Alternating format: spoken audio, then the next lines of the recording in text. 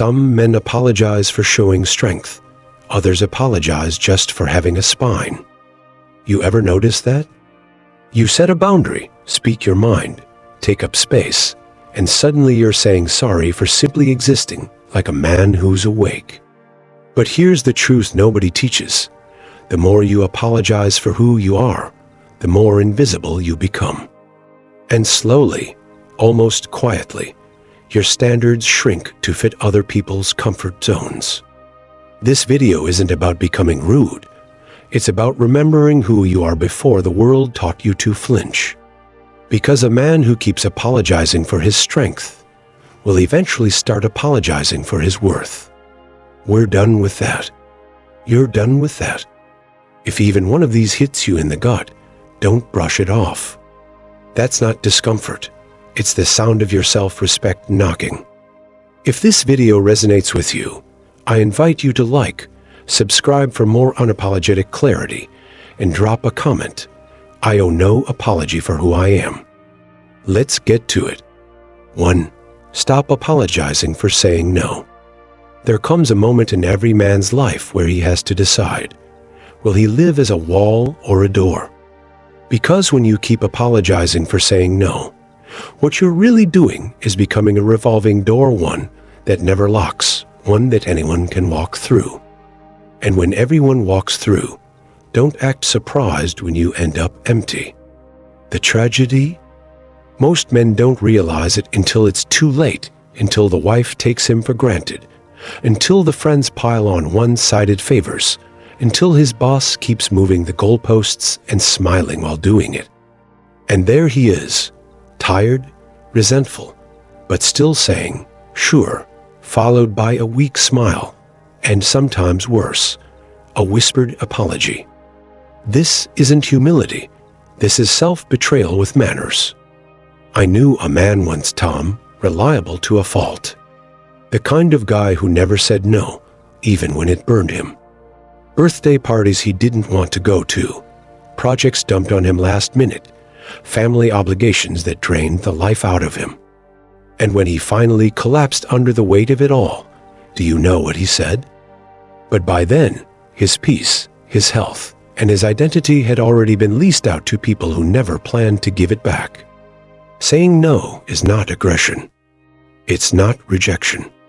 It's recognition of your limits, your values, and your sovereignty. The Stoics understood this. Epictetus said, "It is not things themselves that disturb us, but our opinions about them." And the opinion most men carry is this: if I say no, I'll lose people. But the truth? If someone leaves you because you asserted a boundary, they were never yours to begin with. They were renting your kindness on a discount, and you were the landlord too afraid to raise the rent. When you say no without apology, you stop bleeding energy. You stop over-explaining your choices to people who never explained their expectations. And you reclaim something rare in this world: self-command. There's an ugly cultural habit that tells men, especially older men, that being agreeable is the same as being respected. It's not. It just makes you easier to use. You're not here to please the world. You're here to live aligned with your values, your time, and your soul. And when you violate your truth to preserve someone else's comfort, that's not kindness. That's cowardice dressed in social etiquette. So, here's your mirror. If the word no makes your chest tighten, you've got a crack in your foundation. Seal it now. Practice saying it without tone, without excuse, without emotion. Say it like a law. Because a Stoic man doesn't bend his principles for praise. He doesn't betray himself just to look polite. Let others call you cold. Let them say you've changed. Let them mumble that you've gotten distant. You haven't changed. You've remembered who you are. And that, my friend, needs no apology. Now, let's move to the next thing you should stop apologizing for: being unavailable. Because the man who is always accessible is never respected. 2. Stop apologizing for needing space. Did you know that the average adult processes over 6,000 thoughts per day?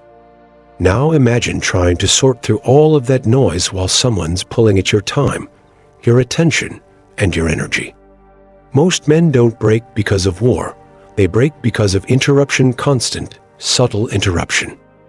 And what makes it worse? They apologize for wanting out. But the truth is, space is where men heal. It's where they hear themselves again in the noise of life, in the expectations of others, in the demand to be present, responsive, and useful. There is barely room left to think. And yet, every time you try to reclaim that room, society expects you to say sorry. Sorry for turning your phone off. Sorry for not texting back. Sorry for spending a weekend in stillness instead of entertaining others' insecurities. Here's the harsh truth no one wants to admit. If your need for silence offends someone, they never cared about your soul. They cared about your accessibility. They weren't connecting with your depth, they were consuming your presence. Marcus Aurelius wrote, "Nowhere can man find a quieter or more untroubled retreat than in his own soul." The Stoics didn't just value solitude, they protected it. And yet, modern men are trained to apologize for it. They are made to feel guilty for going off the grid, for unplugging, for not being on call emotionally, as if being always available is some badge of honor. It's not. It's a leash. There's a pattern here. Men who don't make space for themselves eventually make space inside themselves for resentment, for fatigue, for slow, silent collapse. They show up to dinners they didn't want to attend, answer calls they should have ignored, enter conversations they weren't ready for. And the more they apologize for needing space, the more others expect them to never need it again. You're not a machine, you're a man. And even the most powerful machines overheat without downtime. The mind, the spirit, the inner compass, all of it requires distance from the chaos in order to recalibrate. A Stoic man knows that he must step back to step forward. He must retreat, not in fear, but in mastery. Because a man who can't be alone is a man who doesn't know who he is without applause or validation. Stop explaining your silence. Stop justifying your quiet hours. That's not avoidance, it's alignment. You don't need permission to be still. You need stillness to remain powerful. The men who live long, clear, grounded lives are not the ones who are most social. They're the ones who made peace with solitude and refused to apologize for needing it. So, the next time you feel the guilt creeping in, pause, breathe, then walk away from the noise not with bitterness, but with certainty. The man who protects his space protects his strength. Now, let's move to the next thing you should stop apologizing for, your standards. Because when you water them down for others, you don't raise connection, you lower yourself. 3. Stop apologizing for not explaining yourself. There comes a point in a man's life where explanations become more exhausting than action. And yet, most men find themselves trapped in a loop, justifying their boundaries, their decisions, their silence, and their evolution to people who have no real interest in understanding them. They explain, not to be heard, but to be forgiven for daring to choose themselves. But here's the truth that rarely gets spoken. Not everyone is entitled to your reasons. The world has conditioned men to feel guilty for not offering disclaimers, as if clarity must be broadcast, as if strength must come with a manual. He doesn't chase validation through dialogue. He doesn't dilute conviction into a public service announcement. He acts, not out of rebellion, but alignment. You're not a courtroom witness. You're not obligated to make a case for every decision that keeps you sane, grounded, and forward-moving. When a man knows why he's doing something, he doesn't poll the room for approval. He doesn't unpack it for people who haven't earned access to his inner world. He simply lives and lets the results speak. This isn't arrogance, it's sovereignty. There is something quietly powerful about a man who stops defending his growth, a man who no longer fears the discomfort his truth causes in others. He isn't cruel, he's clean. He makes moves, sets limits, closes doors not for drama, not for attention, but because his life is a system, not a debate. And systems run on clarity, not commentary. The more you explain, the more you imply doubt. And once doubt creeps in, others start thinking they have a seat at your internal council.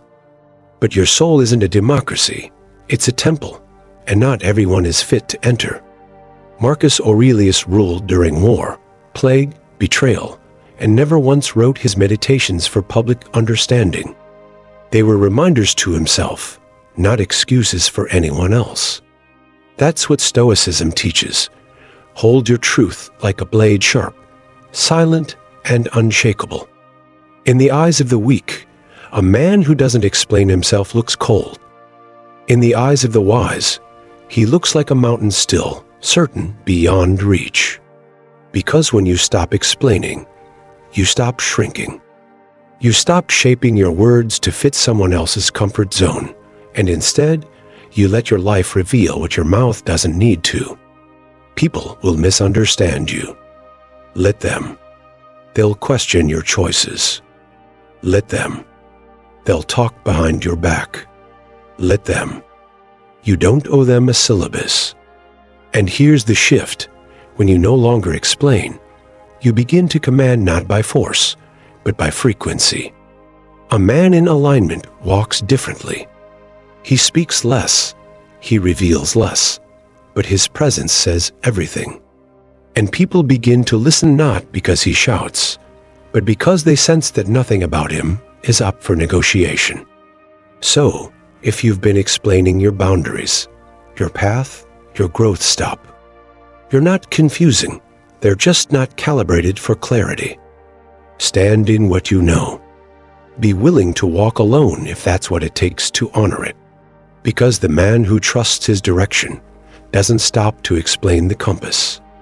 Now, let's go deeper. It's time to confront the fourth thing you must never apologize for, your success. Because when you lower it to keep the peace, you don't build connection, you bury your worth. 4. Stop apologizing for success. There's a strange moment every man encounters once he begins to rise. It's not the pressure of ambition or the weight of responsibility, it's the guilt. A quiet, creeping guilt that shows up when people around him start to pull away. They smile less, their tone shifts, the support grows silent. And suddenly, the man who fought his way up feels ashamed for standing tall. This is where too many men start to shrink.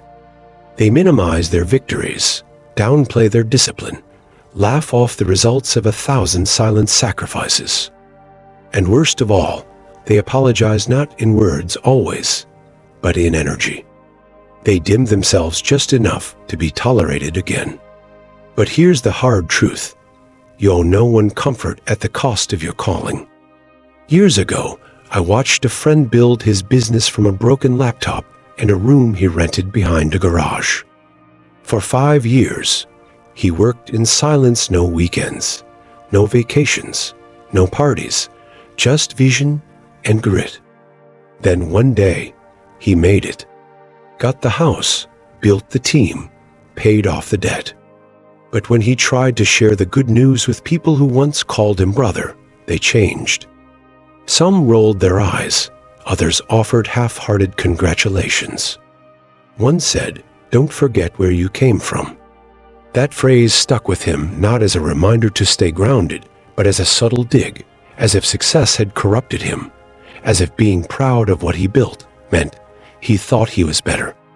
He started talking less about his wins, started dressing down, avoided mentioning his goals. Until one day, it hit him. He wasn't being modest, he was being managed. That's when he stopped apologizing.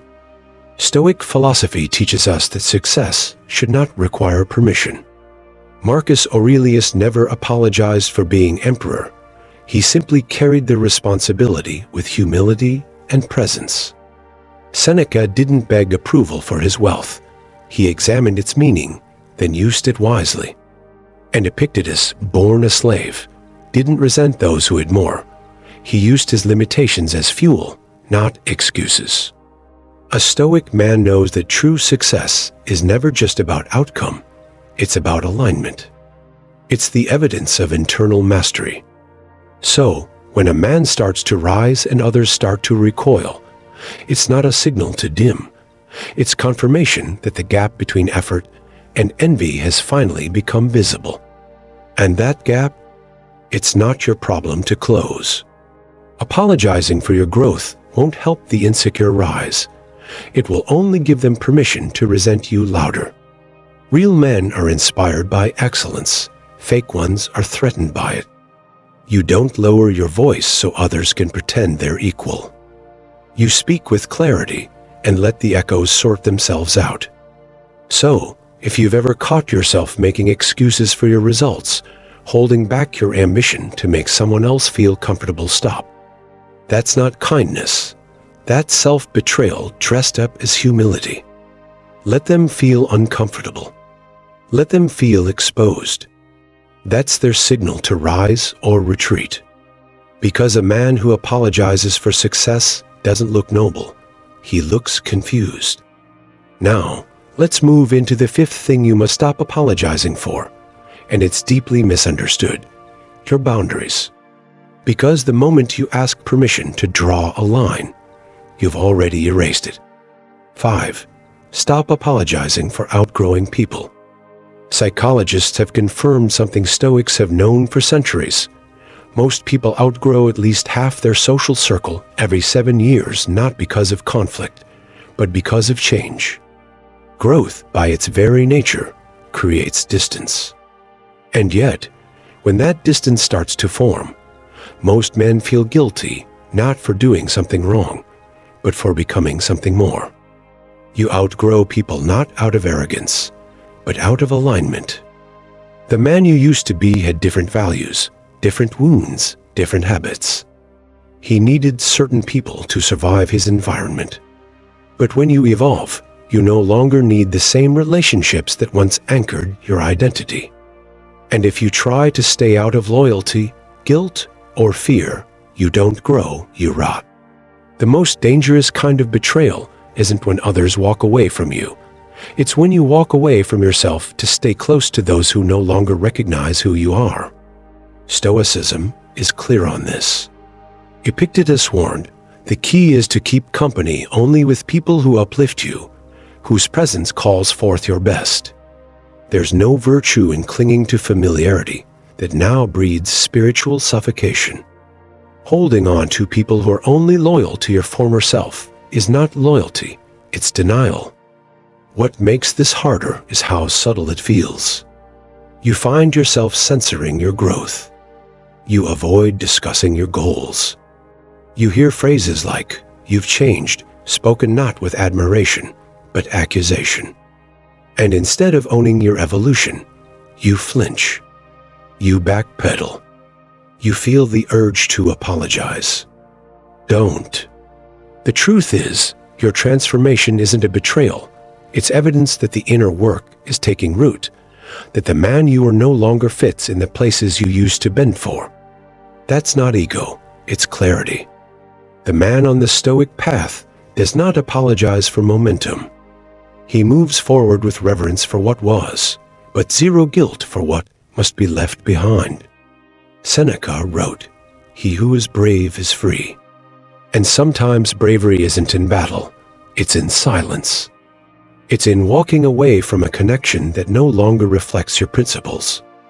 It's in leaving the old echo chambers that once felt like home, but now only echo your former limitations.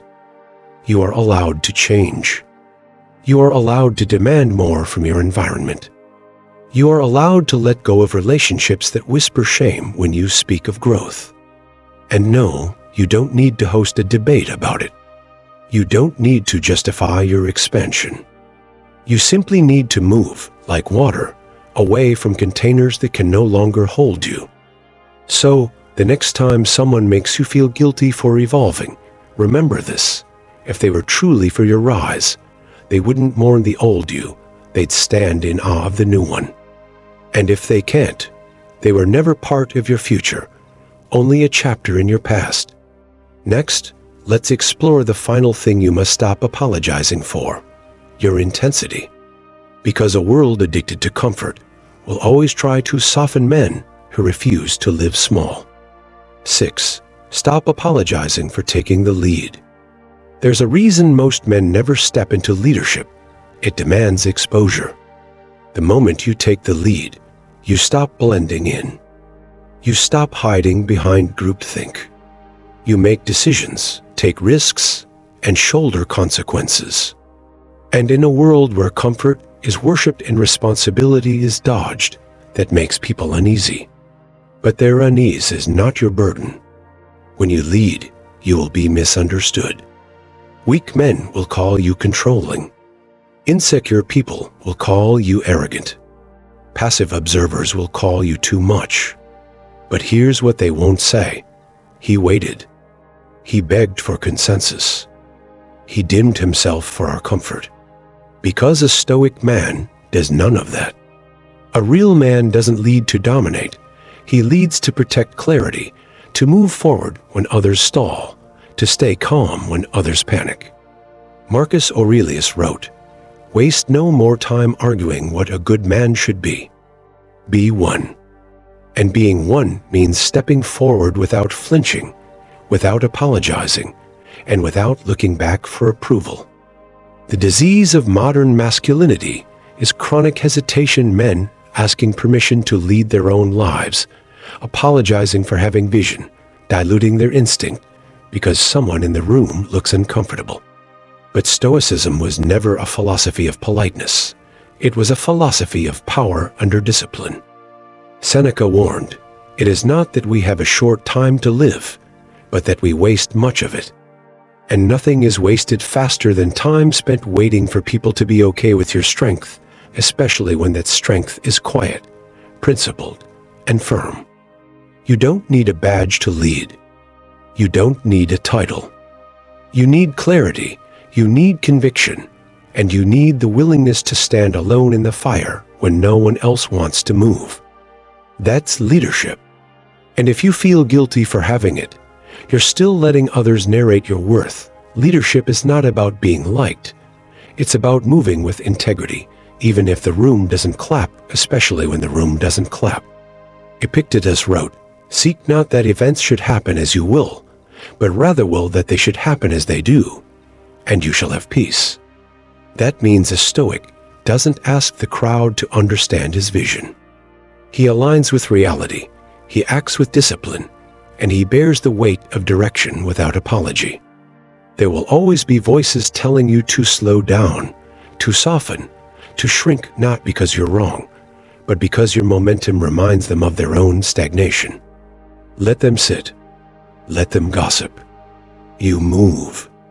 Because when a man leads with principle, not ego, he doesn't become a tyrant, he becomes a lighthouse.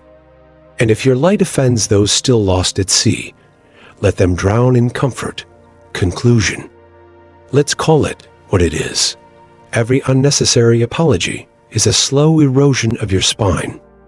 A man who constantly says sorry for his needs, his values, his space isn't polite. He's disappearing, piece by quiet piece. And the worst part, the world doesn't even notice because you've trained it not to. But that ends here. You don't owe the world your silence just because it's louder than your clarity. You don't need to shrink to fit someone's fragile comfort zone. And you sure as hell don't need to say sorry for standing tall in a world that prefers men kneeling. Marcus Aurelius reminded us, the best revenge is to be unlike the one who caused you harm. So stop apologizing. Start aligning.